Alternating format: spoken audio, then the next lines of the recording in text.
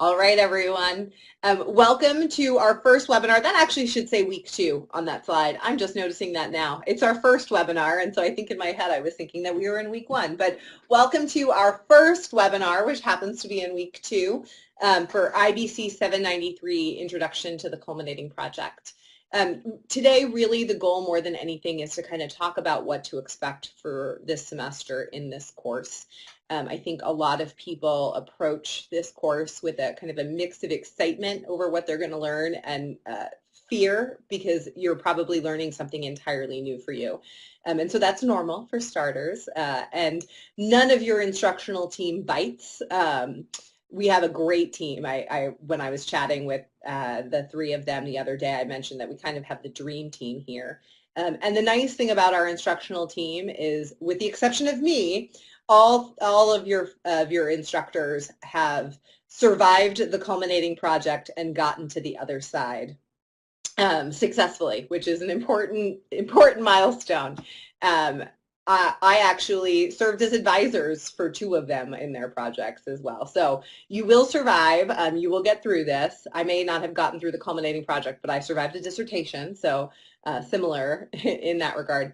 And I think really the main thing that we'll talk about throughout the semester is making sure that you're thoughtful in the process that you go through, because the culminating projects that are the most successful are the ones that are really well thought out and well planned, rather than the ones, the students or the scenarios that are kind of rushing just to kind of get it done. Getting it done is an important and acceptable reason to be working on the culminating project, but to be the most successful, being thoughtful and planful in your approach is really important. So as we get started, I know we all did this on the discussion board last week, but if you guys could take a few minutes to introduce yourselves again to your peers. I think a few pieces of information that are particularly or of importance for many of us are your concentration in maybe 2 to 3 words, what you're particularly interested in.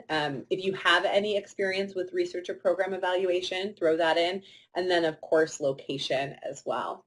As you guys type, I'll tell you a little bit about myself.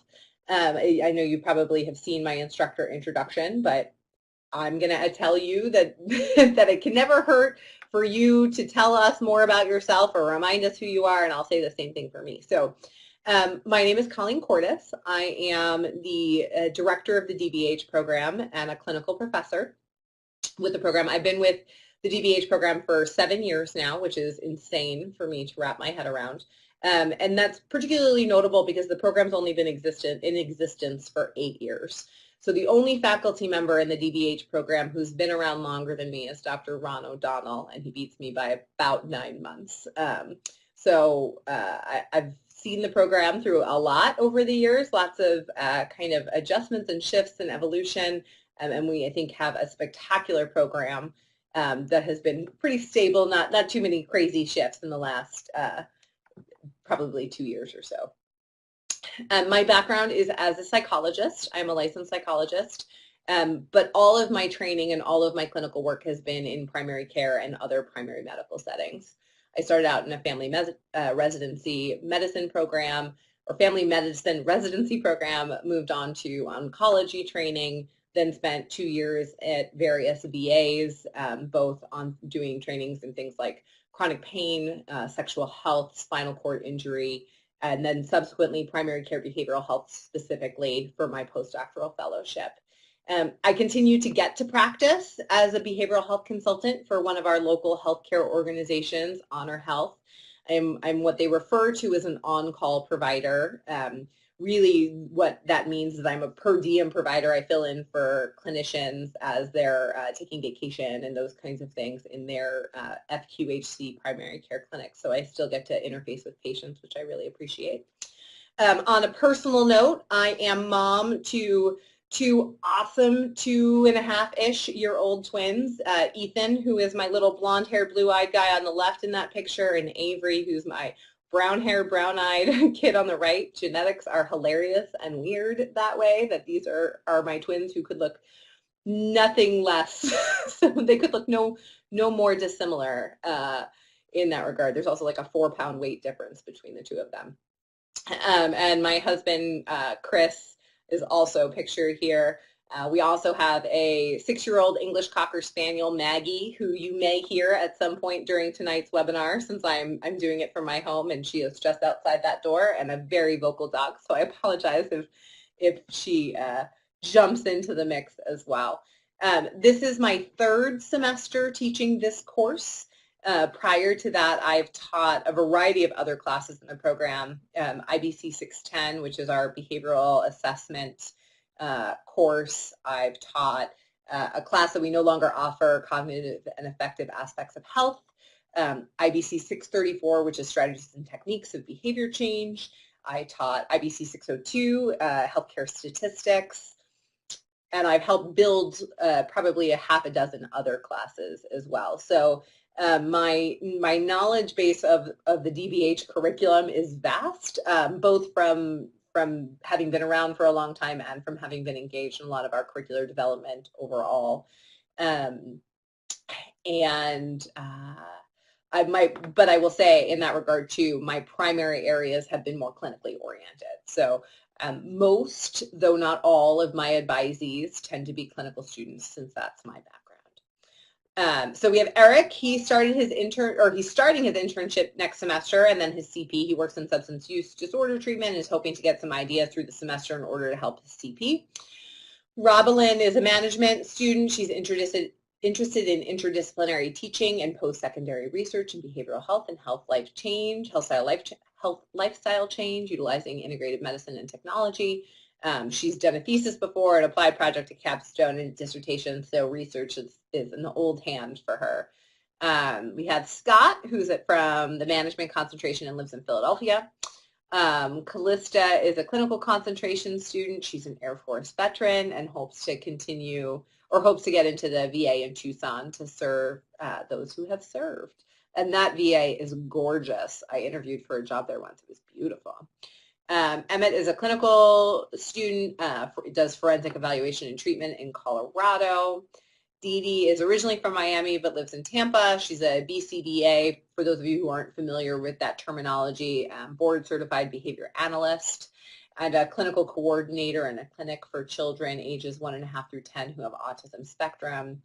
She did a thesis in her master's program for mental health for caregivers of people with disabilities.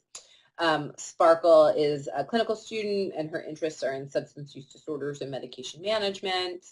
Ellen is a management concentration student who also works in substance use disorders, and she's from Worcester. I did post a part of my postdoc. Well, my primary postdoc was in Bedford, Massachusetts, but part of my postdoc for 1 day a week I was at UMass Medical School in Worcester. So I'm very familiar with your city, Ellen. Alicia is a licensed clinical social worker and lives in Tucson. She's in the clinical concentration, interested in behavioral health and morbid obesity. Allie is in the management concentration, lives in Houston, but considers herself a vagabond and is interested in behavioral health and Planned Parenthood. Maria is in the clinical concentration. She's a licensed clinical social worker, outpatient mental health therapist in Washington, married with 2 girls, raised in Mexico, and English is her second language, and this is her 4th semester. Welcome. Robin is in Kentucky and works for the University of Kentucky in an IBH clinic, clinical concentration. She's an LCSW and is interested in ADHD, autism, and substance use. Stephanie is clinical concentration and works in a military primary care as an embedded provider, lives in Sierra Vista, Arizona. Melissa is in southeastern Indiana and works with individuals on the autism spectrum. Brittany is in the management concentration and currently lives in Germany.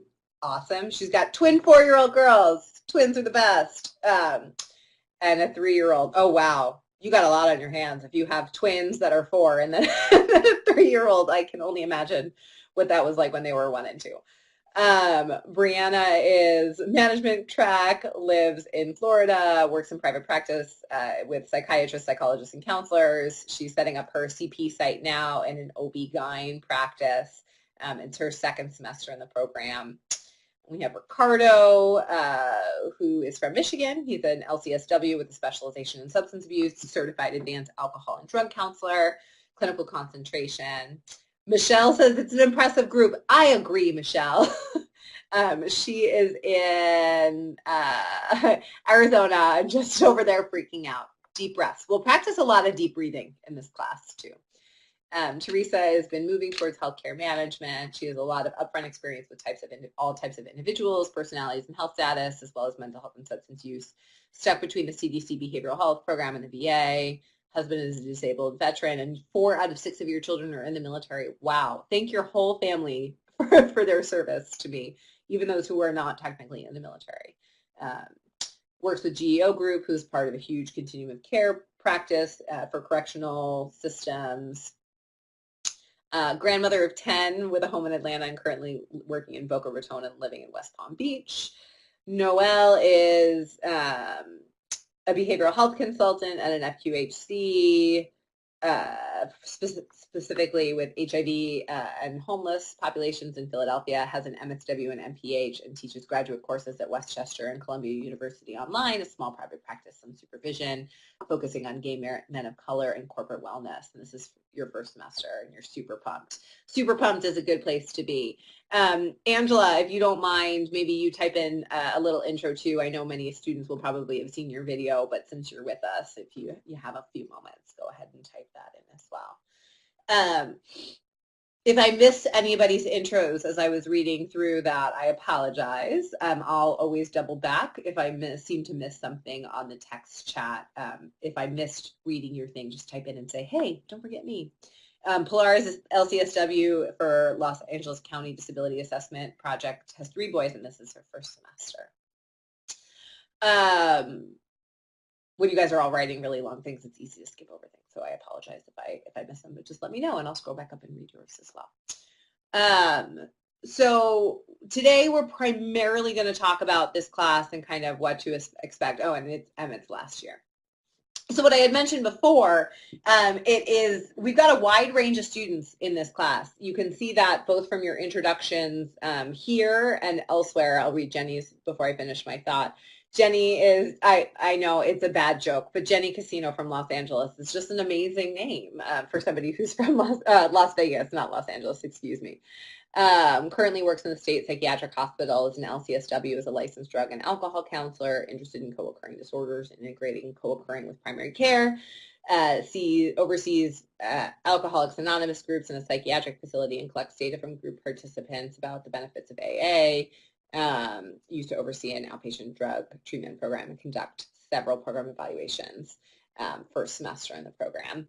And Dr. Giles is a DBH graduate, and she says you will survive. She lives in Virginia and works at the VA in primary care mental health setting. So we've got quite the range of students in the class this semester. We've got everyone from first semester individuals through people who are kind of moving towards the end. Regardless of where you are in your trajectory in the program, kind of understanding the culminating project and how it fits into the greater context of the DBH program is particularly important. And that's a big part of the reason why I teach this class. I teach this class because I have an interest in it. I love advising and working with students on their culminating projects. I taught our previous healthcare statistics class, so I have a very bizarre enjoyment. I wouldn't say love, but enjoyment is probably a good word of healthcare statistics and numbers and data. And an interest in research and evaluation as well. I'm a PI currently, a principal investigator, along with another one of my colleagues at ASU on a SAMHSA-funded grant looking at training students and developing a workforce around SBIRT, screening, brief intervention, and referral to treatment. And I'm working on a couple other grants right now on kind of workforce development stuff primarily. So I love being able to look at what we're doing and seeing whether or not it's effective. And I do that both within the context of my individual courses, the DBH program as a whole, and kind of our workforce as a whole. And so that program evaluation piece is really for many of you an important skill set as you eventually graduate and move out into the field. We have a very long-term, or one of our, not long-term graduates, one of our grads who's from one of our original classes I remember when she graduated coming back and talking to me at one of the conferences that we held and saying, wow, Colleen, I was shocked by how much more was expected of me from my peers. Her job hadn't changed. Her role had changed a little bit, but the organization she was working with hadn't changed. From the time that she was a student to the time that they were calling her doctor.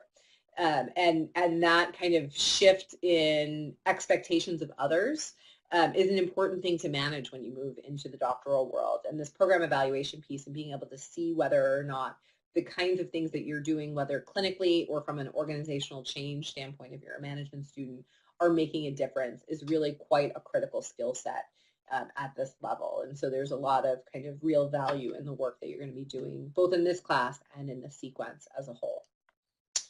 So what is the culminating project? I get a lot of questions about kind of what's the difference between a culminating project and a dissertation. And the main difference, I will say, is that the culminating project is applied. Whereas a dissertation may or may not be an applied project. My dissertation looked at the impact of the Make-A-Wish experience on pediatric cancer patients and their families. So in a lot of ways, it was a program evaluation looking at kind of an applied thing. Does the fact that a child experiences a wish through the Make-A-Wish Foundation, does that change their outcomes in some way, shape, or form? And at its core, that's what a lot of clinical students will look at. Does this intervention that I'm providing, in my case, the intervention was the wish, does that make a difference in the lives of our patients? However, many people do dissertations on very kind of theoretical, philosophical, thank you, there's the word, topics that don't necessarily have an applied nature to them. So that's really the primary difference, frankly. You still are writing your culminating project as what's referred to as a 5-chapter paper where you're doing a literature review, a methods, a result, discussions. And so this is still a big thing. I will say, including appendices and all of those kinds of things, the CP is briefer than a common dissertation, but that doesn't mean that the rigor is any less in that regard too. It's applied, it's also practice-based. The CP happens often in conjunction, 99.9% of the time, in conjunction with a student's internship experience. And in fact, this course, CP1, is a prerequisite requirement for registering for the internship experience. You have to take this in order and pass this class before you can move on to your internship, because in your internship, in your first semester of internship, if you're a clinical student, on your internship in general, if you're a management student, you'll go through the process of proposing your project based on what is relevant to the site that you're working at. Emmett has a really good question. He wants to know whether the project can be qualitative in nature or if it has to be quantitative. We've had students do both, so it can be either. Mixed methods is probably the most appropriate if you're interested in a qualitative approach, because oftentimes it can be useful to get some data points in general. In a couple weeks, as we talk about research design, we'll talk about qualitative and mixed methods research design as a viable alternative. I will say, I think, and this is just anecdotal, I think the students who have been interested in taking a qualitative approach to their projects in the past have often said that they feel like it's going to be, or have not, they've thought that that might be an easier approach. Qualitative research is no joke. It is tough to do, even down to the transcription of interviews and those kinds of things can be is tough. So I think the main thing, and we'll talk about this throughout the semester. Okay, so here's, and we'll talk about this, Emmett, when we talk about research design. Qualitative research isn't just a literature review, so it's not just looking at what exists there currently. It's also then gathering new data through things like focus groups and interviews around the topic. So being interested in behavioral health in Japan might be totally appropriate. We actually have quite a few students who are doing their projects as part of the work that they're doing through USAID right now in places like China and Taiwan and Singapore. But they're still collecting original data, and that is a requirement of the CP. We'll talk about that a little bit more. So Noelle wants to know whether or not you can work, if your work site can be your internship site. For example, if you work at an FQHC and do behavioral health consultation in primary care. Yes, the easy answer is yes. If you are working in an integrated medical environment already, whether it's as a clinician or as a manager, oftentimes those can be utilized as internship sites. There are a few caveats to that in general, and the main element of it is that the internship will ask you to make sure that the work that you're doing is different in some capacity than the work that you're doing in your clinical world. Now, that might be that you're targeting a specific population that you might not have targeted before. You're doing something a little bit more nuanced in one way, shape, or other. But if you have any questions about your internship site and what's possible, there's a ton of information on MyDBH. Are all of you guys familiar with MyDBH at this point? You may not be, so I'm going to type in the link.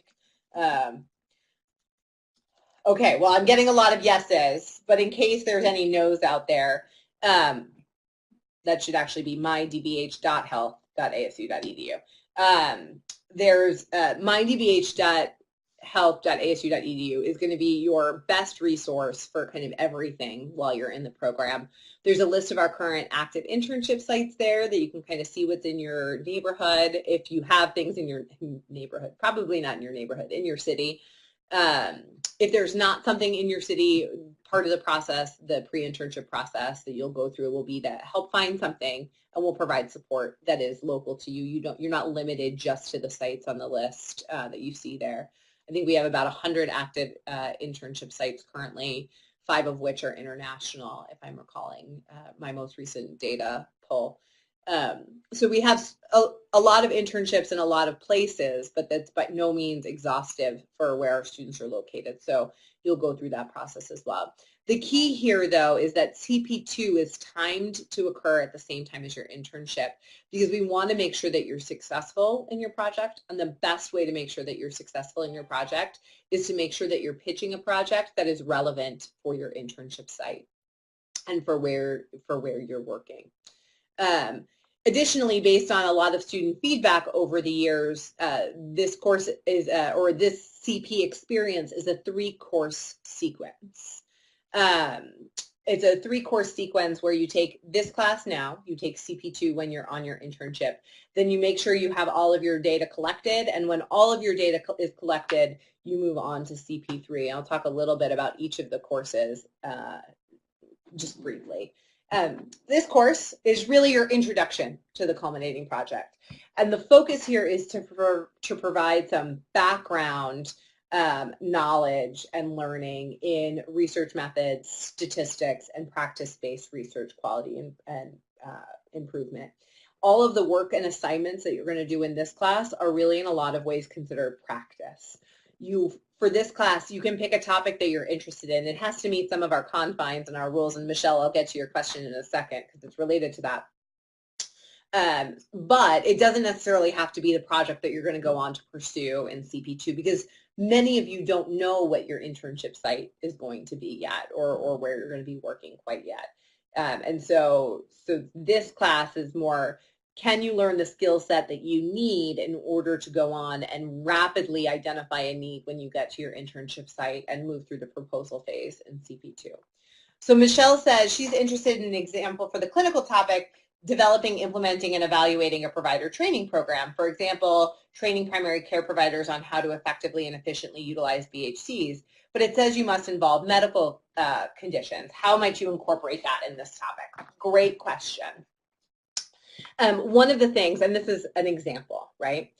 So one of the things that frequently comes up for an internship site or a clinic that is naive to behavioral health, has never had a behavioral health provider on site, is they put a behavioral health provider on site and go, awesome, we have a mental health provider here right now. We're going to send everyone with depression and anxiety to them. And while that's not inappropriate, right, a behavioral health provider is well equipped to address mental health concerns, say, it is very limiting in the scope of what it can do, right? We don't only treat mental health. We don't only treat anxiety or substance use disorders.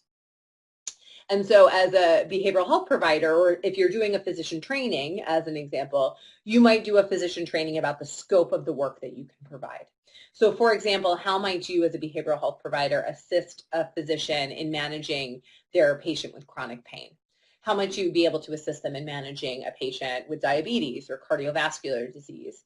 And you may not, at this point in your trajectory, especially if you're a first semester student in the program, you may not know the answer to that yet, right? You may not yet be familiar with how a behavioral health provider can assist in this health behavior change process for these chronic diseases.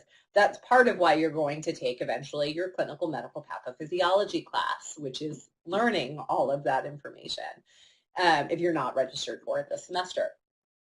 But the main thing when it comes to the work that you're going to do for a clinical your CP, and this tends to be, I will say, more of an issue for clinical students than it does for management students.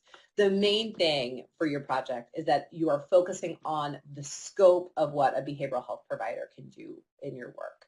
And so if you're wanting to not necessarily do a physician training, but say you're wanting to run a program for patients, you're wanting to run a group intervention or develop a care pathway or something along those lines, you can look at the intervention's impact that you're doing on depression or anxiety, but you also have to look at what the physical outcomes of your patients are as well. You have to look at, what is the impact of your intervention on hypertension numbers? What's their blood pressure impact on it? What's their impact on their A1C if they have diabetes? So the main thing is finding that combination of that physical health concern, chronic health condition, and those behavioral concerns or mental health concerns. I should mention it because we have quite a few students who are really interested in substance use disorders. For our purpose, substance use disorders fall under kind of the auspices of that mental or behavioral health concern. And so you can definitely look at substance use disorders 100%, and it has a lot of relevance in terms of its impact. Say, I'm really interested in chronic pain, so chronic pain and opioid misuse, totally appropriate. But you couldn't say look at substance use and depression because we consider those to be two behavioral health concerns rather than physical health and behavioral. So Michelle and Dee Dee said, can you touch on some examples of what management students have done for their CP? Absolutely. And there's some examples of this in future weeks as we talk more about these topics as well. So titles might be an option, Michelle. I can, let me see if I can talk to our to the faculty and see if we can pull together titles. We don't typically, as you're asking, we don't typically provide a list of example papers, both from an IRB standpoint. That's a problem. If the student didn't go through IRB, we can't share their data. But it might, I think titles is a really good idea, and I'll mention that to faculty as soon as we finish here and see if I can get that for you guys. I think that's a great idea. For management students, absolutely, I can touch on some examples. So management students oftentimes do a couple different things. They also might do a provider training, right? They're training people on this new person that they're bringing into the system while they're doing it. One of the papers, I was actually just reviewing a management student's proposal right before we were meeting today, and they're looking at a provider training on and seeing whether or not the use of a specific tool as part of their training results in improved provider adherence to current opioid prescribing guidelines. So they're essentially giving physicians a little card to help talk to their patients about opioid misuse and seeing does that change their prescribing practices and patient satisfaction with care, as an example. They may develop a care path or a kind of a protocol for providers to engage in and see whether or not that protocol was administered according to plan. So a recent grad looked at, they had developed an intervention that was being delivered by somebody else for obesity and metabolic syndrome, and they looked at what percentage of people were actually kind of screened for this, what percentage of people were engaged in this intervention, what percentage of people completed the intervention. They weren't looking at the outcomes in the intervention, but just kind of in the context of the clinic as a whole, how successful were they in terms of implementing these things. Reverse integration in a substance use disorder treatment, and without specifics, it's hard for me automatically to say yes, no, whatever.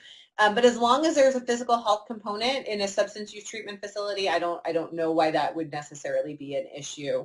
TBI, also really appropriate. I think the question ends up being, to a certain extent, what are the TBI type outcomes that you're interested in? Are you looking at kind of cognitive functioning? Are you looking at quality of life? So all of this, and we'll do this throughout the semester, right? We'll get into kind of the nitty gritty. How do we make this kind of work for you and your interests and your needs? And we'll kind of play that by ear a little bit. Okay. So this semester is really about getting the skill sets. How do you learn how to write a research question? How do you identify what your dependent versus independent variables are, and how do you think through the methods process? How do you write a literature review at the doctoral level, and what are the expectations at the doctoral level for that? But this is really about developing that skill set here. Okay. When you move to CP2, that's when you are kind of hitting the ground running and making this be your actual project. So CP2 occurs while you're on internship. If you're a clinical student, it should happen in your first semester of internship.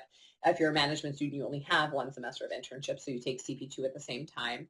And that class utilizes the learning from CP1, this class, to develop your proposal based on your site's needs. You'll notice, if you were to look at the CP2 syllabus, that the assignments are very similar to the assignments in this class. You're doing a literature review, you're writing research questions and hypotheses, you're writing a methods, you're compiling it all into a proposal. So Michelle says, in general, she's trying to get her head around the overall goal of the cohort internship. Her planned internship is interested in integrated care, but doesn't currently have a BHP.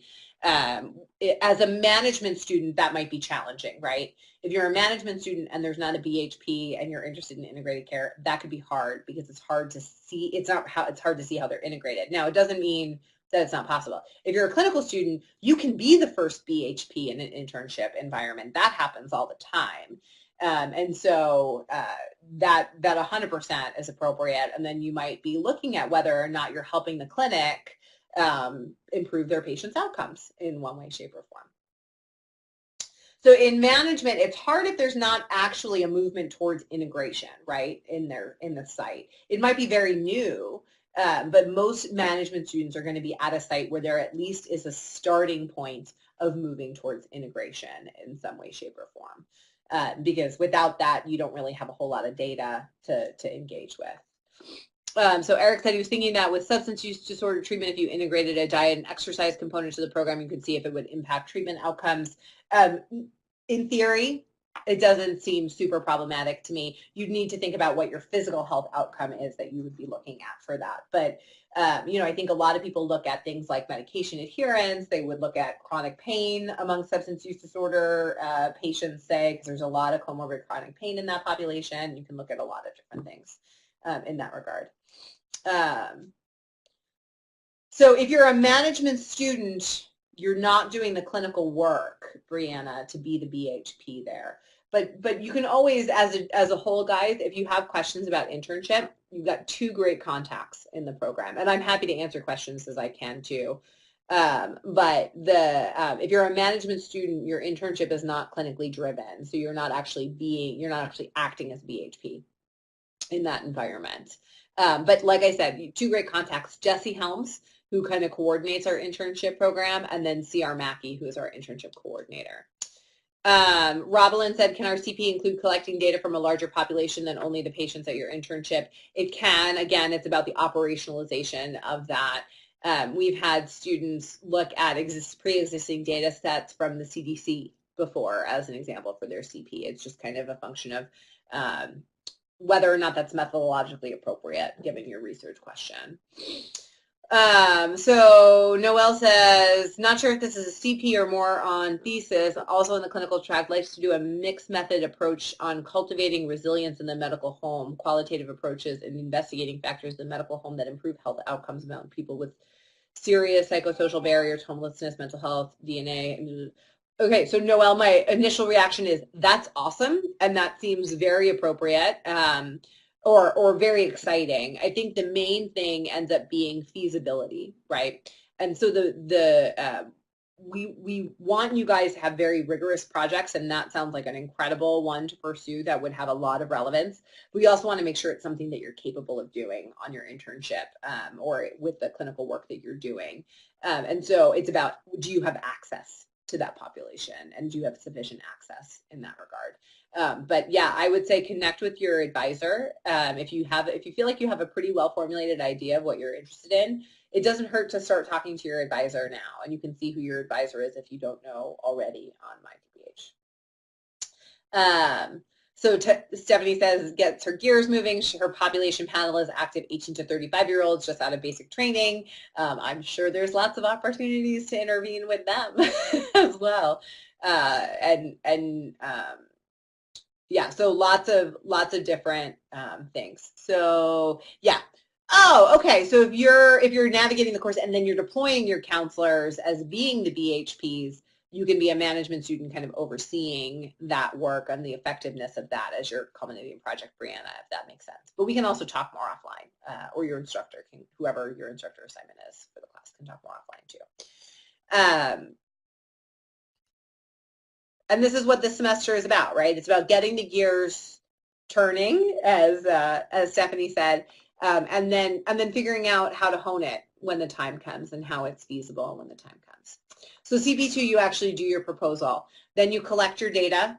Some students, not a ton, but some students will look at pre-existing data, things that exist in the EHR, pulling data from charts, like Noelle mentioned. But once you have your data in hand, all data needs to already be collected for you to then register for CP3, which is around completing the applied project. And in this semester, or in this course, really the focus is on running your statistical analyses, writing up your results, writing your discussion, and then presenting your findings, both in the context of your paper and in the context of a defense presentation as well. So very quick examples. I've kind of touched on some of these, so I won't go into detail. From a clinical or management standpoint, provider trainings are very common projects. Clinical students oftentimes will develop and implement and evaluate some sort of program. That might be a group, or it might be an individual care path. And then management students oftentimes will evaluate a care path as well. So Michelle wants to say, is she wrong in thinking that what we do for this course can be used for the project if we select a topic that will apply on internship? Seems double the work to do this on a different topic. So the main thing here, and I understand that assumption or that feeling, Michelle, the main thing here is that most students aren't going to know what the nature of their internship site is going to be and what the nature of their internship site needs are going to be.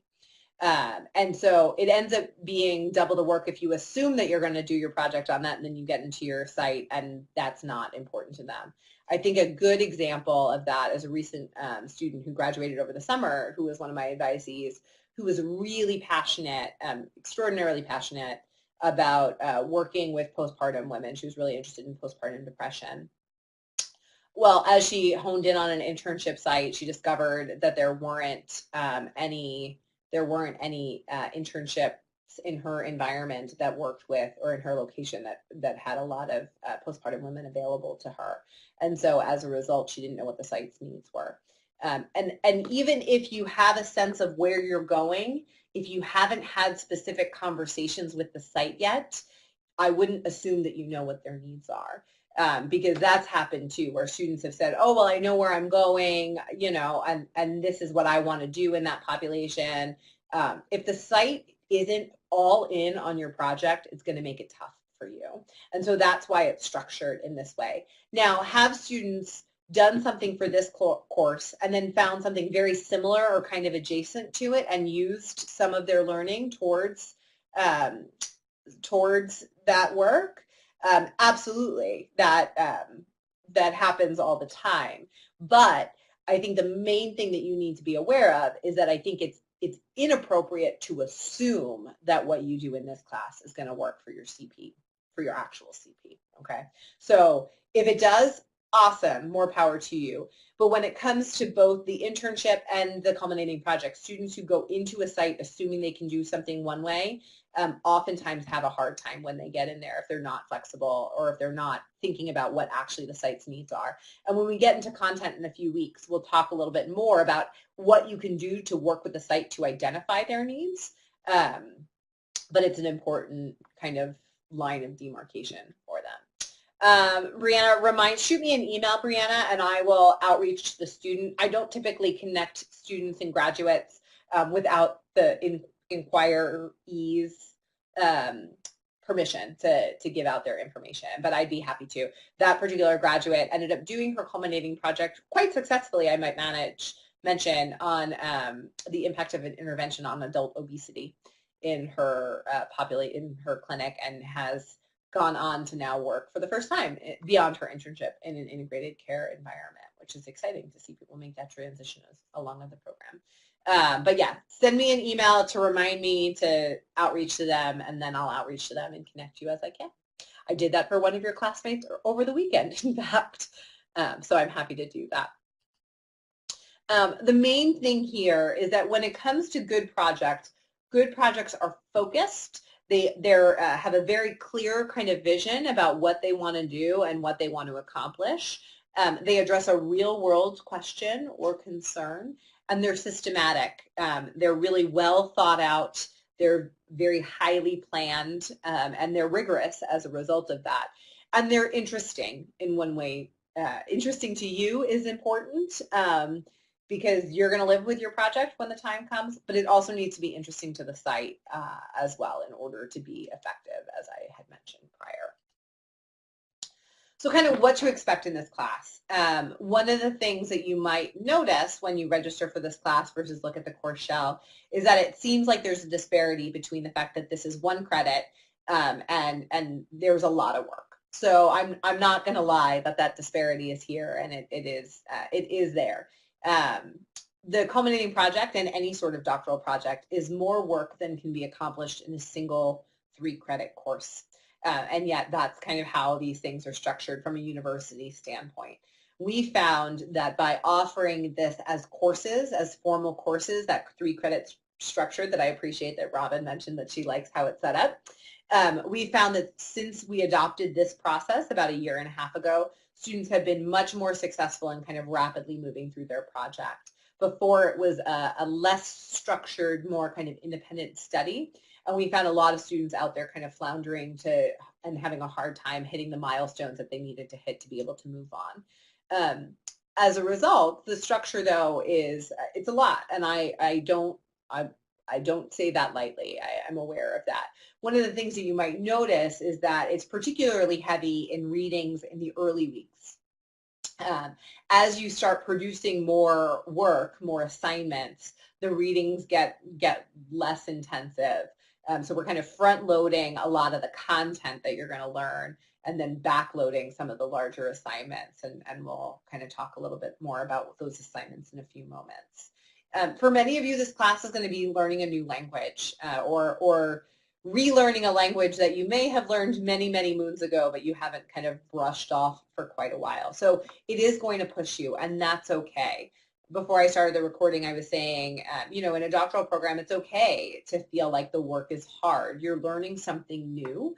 If you already knew everything, there would be no point in being in a doctoral program. And so that's normal. It's normal to feel overwhelmed. Come and talk to us as your instructors if you're feeling that way. We're here to provide support. But we are going to push you, and we're going to hold you to a doctoral level standard, which I should note is going to be higher than the standard that you might have been held to in your master's program. Again, doctoral programs are more intense. And they have higher standards than a master's program. And so that might feel like you're getting pushed, and that's okay. Again, but hopefully, as one of your classmates said, it's hard but manageable. I think that's a good balance to kind of strike. One of the things that you will find in this course and throughout the program is that your instructors will give you a lot of feedback. And we give you that feedback because we expect you to use it. Both in this class and in other classes, your grade at times can be contingent on your ability to implement the feedback that you're given. And so do make sure to use the feedback that your instructors provide to you. If you have questions about what we're asking you to do, ask them. All four of us are incredibly accessible people. I think we're all very nice people and easy to talk to.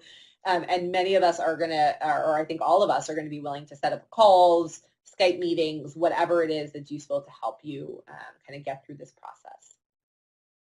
Another thing that will be different in this class than maybe you've had before is that almost every week of this semester, you're going to have a guest lecture. Now, I'm going to be in attendance for almost every single one of our webinars. I think there's one or two that I'm going to be on a plane going to a conference for. But you're going to have guest lectures from all of our core faculty, so you'll all have an opportunity to put a face with a name of every single one of our lead full-time faculty members, which is great.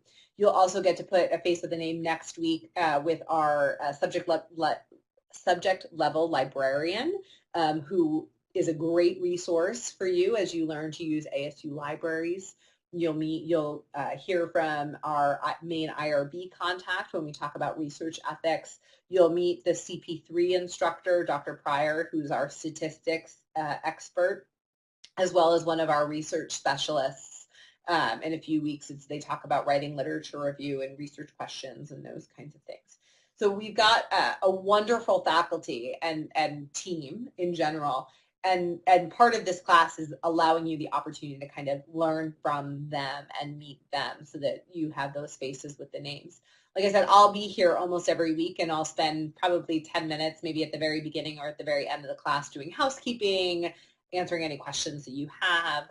But many of our lectures will actually be guest lectured by people on their specific kind of areas of expertise as they pertain to the project. So when we're talking about finding resources, the library is coming. When we're talking about, research methods, we have our research faculty member, and so on and so forth. So assignments in this class, I'm going to kind of talk through this quickly because I'm cognizant of the time. There are essentially five assignments in this class, although there's a couple of them for some of them. So we have 2 analysis posts.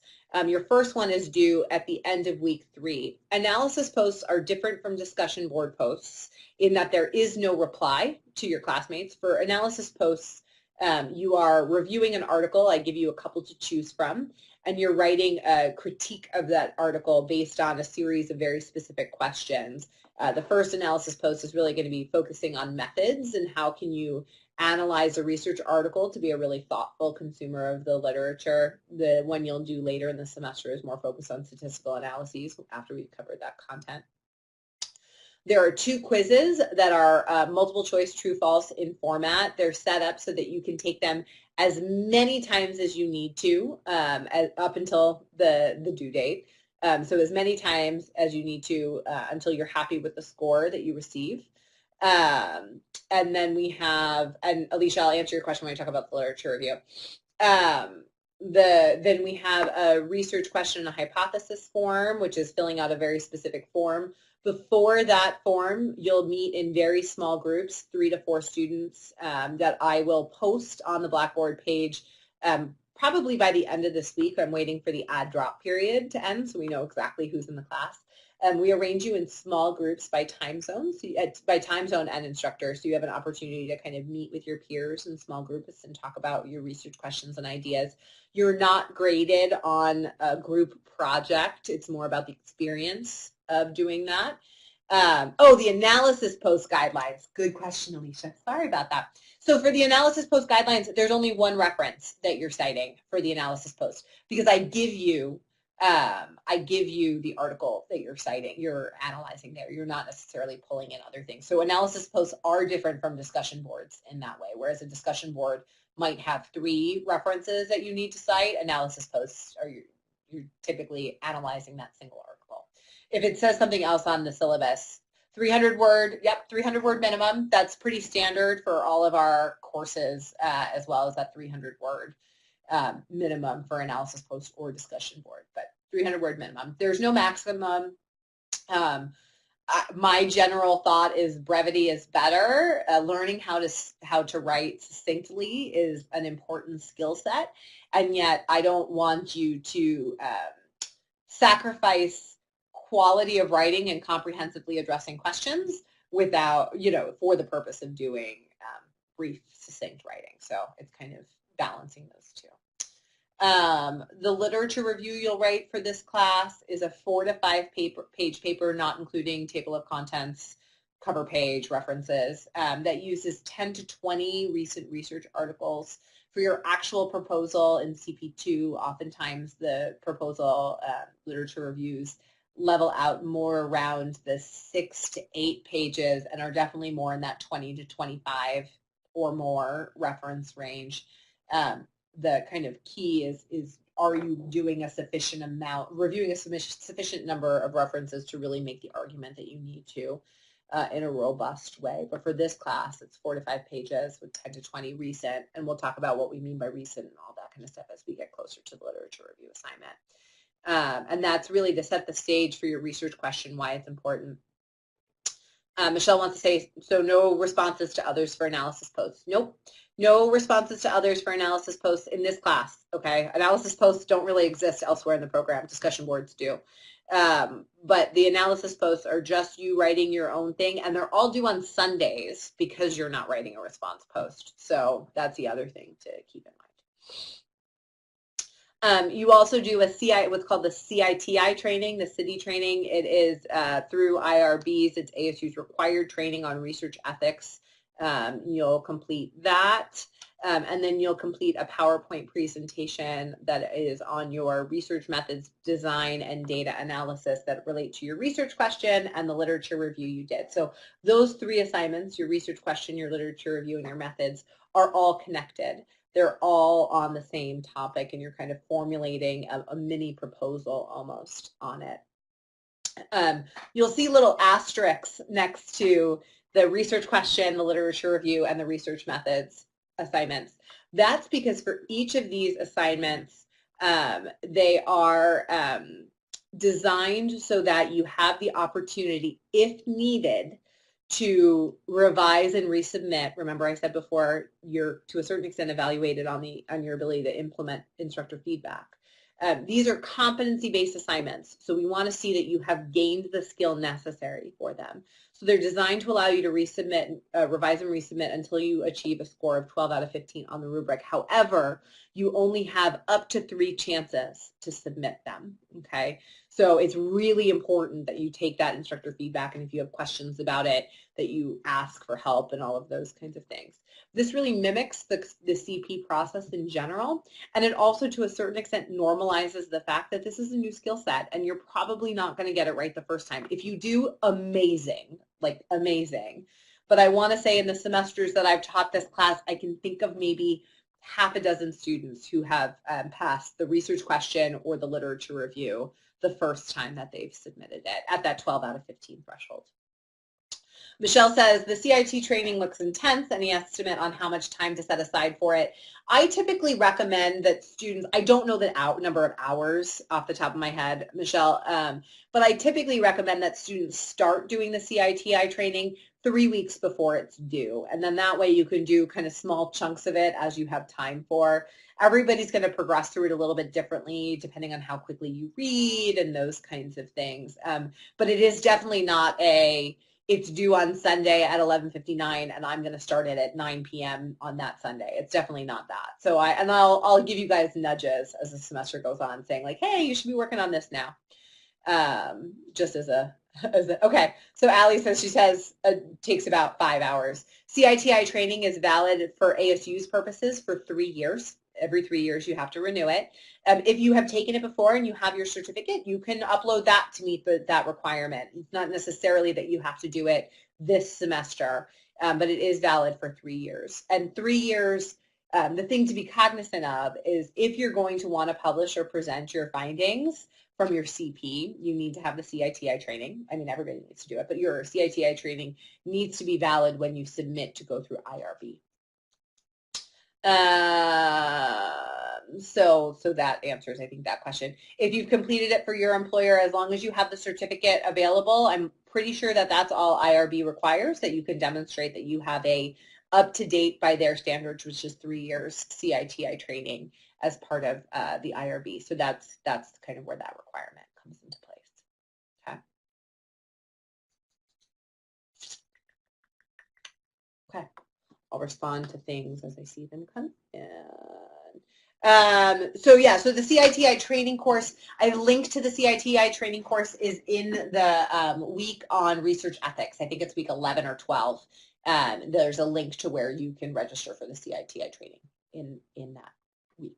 But it's not until much later because that's the week that it's due. So it is okay to feel overwhelmed, I promise. You'll get through this. And that's, again, part of the reason why we've got this revise and resubmit process here, right, is we recognize this is a new skill set. Now, that said, that doesn't mean, especially because we have this 3 attempt maximum, it doesn't mean just kind of rush to do an assignment the first time and see what we say, right? Because you only have a certain number of tries. So it's important to be thoughtful. It's important to be planful.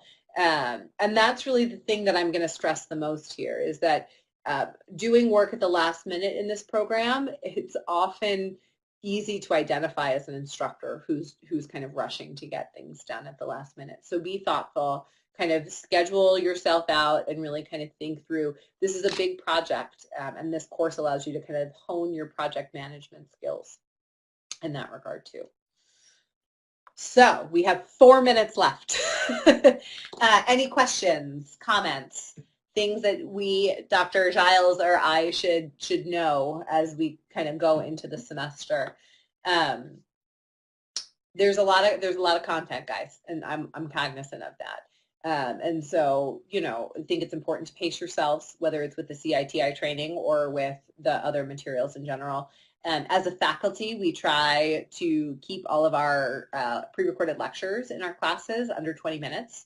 That's intentional, both from an online learning standpoint, it's best practice, but it also allows you to potentially watch a video if you can during your lunch hour and those kinds of things.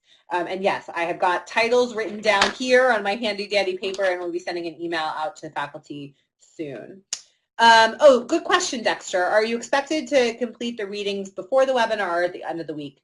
Realistically, I think for most students, it's unlikely to expect that you're going to be able to get all of the readings done in a 36-hour period, since our webinar is held at the beginning of the week. So most of the time I take things as this is the topic for the full week. So it's okay if you haven't gotten them before. There will be particular articles that we cover in the context of the webinar, because a lot of our instructors try and use the webinar as a time to make things applied. So we might look at an article together and dissect what they did in their methods, as an example, or what they did in their statistical analyses. Obviously, those articles, they'll be typically attached to the webinar week, and if you have the ability to read those in advance of the webinar, that'll help kind of prepare you a little bit. But if you're not able to, it's not the end of the world if you're not able to do that in real time. Okay, good question. And that's the case for this class. There may be instructors in other classes where the expectation is that you have the readings done in advance. So always ask that of your individual instructor. So in week 9, so week 9 is a little wonky for us in this class. Essentially what I decided is that because we don't have a webinar in week 9, right, fall break is weird. Fall break versus spring break is like 2 days long. It's a Monday and a Tuesday. And we don't have a webinar that week because our webinars are on Tuesday.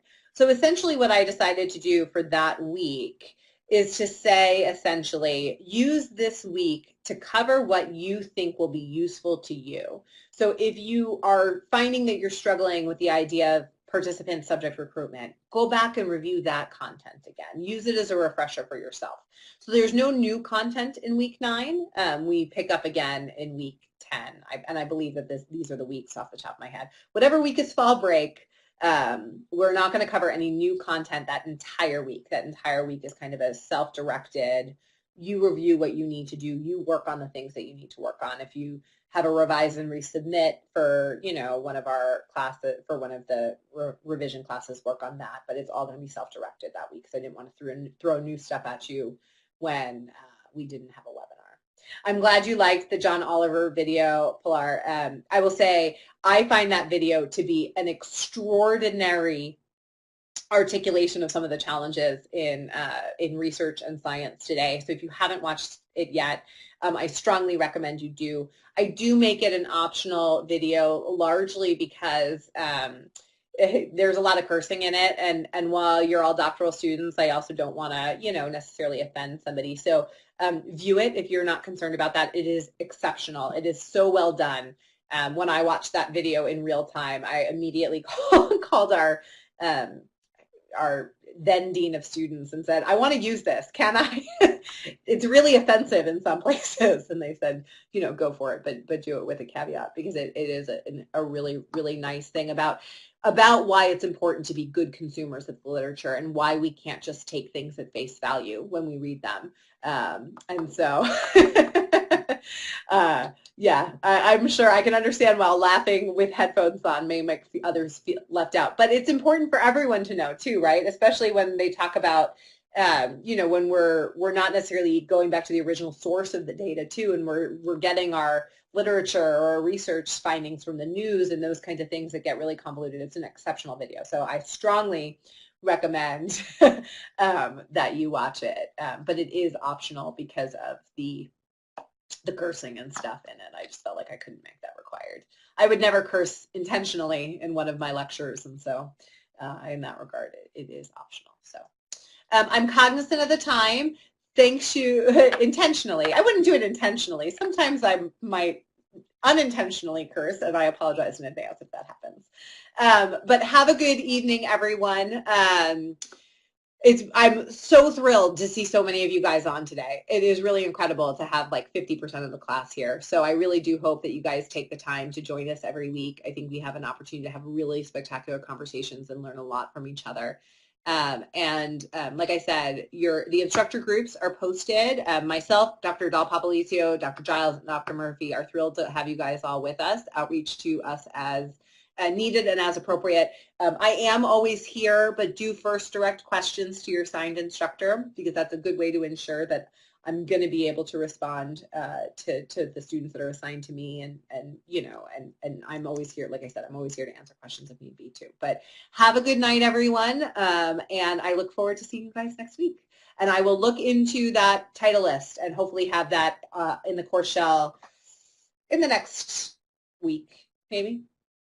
So Noelle, good question. In the course shell on the left-hand navigation bar, there's a link to something called instructor groups, and all the course instructor assignments are there. So it'll be there, and then when I develop and put up your small group assignments for your research plan, that'll be in a link just below that as well. So it's in the course shell, but it's in that left-hand navigation. I believe it's under course schedule, course content, course calendar. I think it's the next one after that kind of series of ones. So have a good night, everyone, and and it may change after add drop, but if you're assigned to somebody, you're not going to get reassigned to a different person. It just may be that your name might not be there and not yet be assigned to where you're going. So that's an important distinction that I didn't make in that statement, Teresa. So if you're assigned to someone, that's the person you're assigned to. You may just have new people assigned to instructors as well, and if your name's not there, it will be by the end of add drop, okay? But have a great night, everyone, and I will talk to you all soon. Have a great week of classes.